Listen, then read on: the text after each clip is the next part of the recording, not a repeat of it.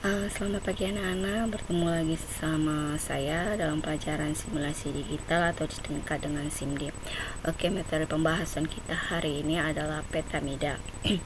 Pengertian petamida. Sebuah metode pembelajaran visual spasial yang terbentuk ke dalam ilustrasi grafis yang berfungsi untuk menunjukkan antara konsep yang satu dengan konsep yang lainnya. B. Jenis-jenis petamida. Anda dapat memetakan ide dan konsep dalam bentuk petamida. Peta konsep ada 4 macam, antara lain 1. Pohon jaringan atau network tree.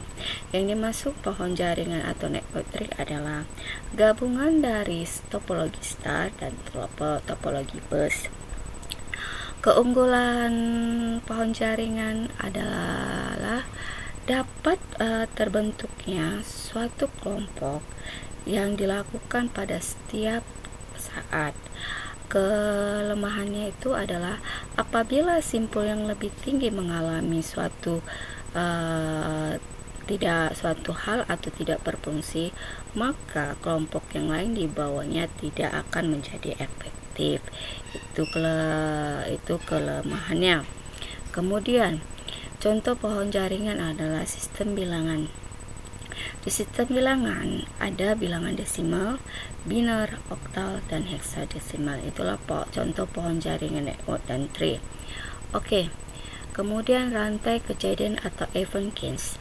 Rantai kejadian atau event chains adalah rantai yang dapat digunakan untuk memberikan suatu urutan kejadian langkah-langkah dalam suatu prosedur atau tahap dalam suatu prosedur. Itulah rantai kejadian. Oke, di bilangan desimal kita gunakan pembagian dengan 2 secara subjektif sampai sisanya 0. Kemudian sisa-sisa pembagian membentuk jawaban, yaitu sisa yang pertama akan menjadi less significant bit atau LSB. Kemudian sisa yang terakhir menjadi most significant MSB. Itulah contoh rantai kejadian. Oke, 3. Peta konsep siklus atau cycle konsep map. Yang dimaksud dengan peta konsep siklus adalah menunjukkan hubungan bagaimana suatu rangkaian kejadian berinteraksi untuk menghasilkan suatu kelompok hasil yang berulang-ulang. Itu yang dimaksud dengan peta konsep siklus. Oke, contohnya bilangan desimal ke heksadesimal itu dibagi 16. Kemudian heksadesimal ke biner itu tiap digit dikonversi menjadi 4 digit biner. Kemudian biner ke oktal itu 3 digit dikonversi menjadi 1 digit oktal. Kemudian oktal ke desimal itu dikali dengan 8. Oke, itulah contoh peta konsep siklus.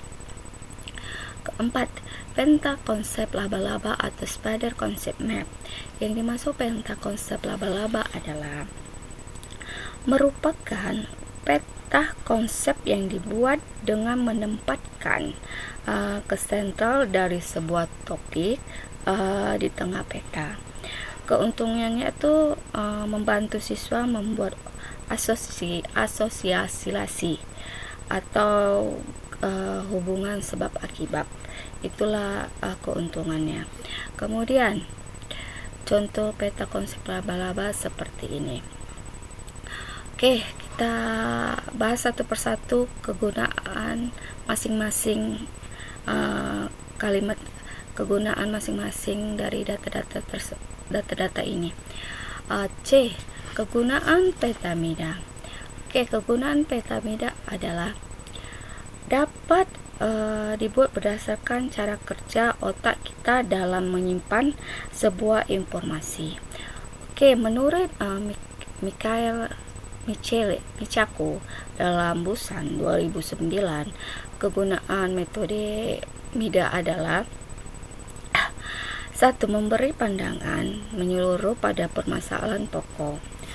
2. Perencanaan rute atau kerangka pemikiran suatu karangan. 3.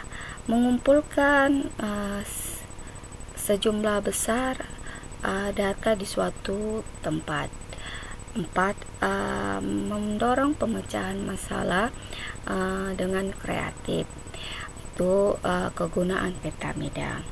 Kemudian D. Manfaat petamida. Manfaat petamida itu adalah 1. Merangsang kerja otak kiri dan otak kanan secara sinergis. Kedua, gagasan seseorang dapat mengalir tanpa hambatan.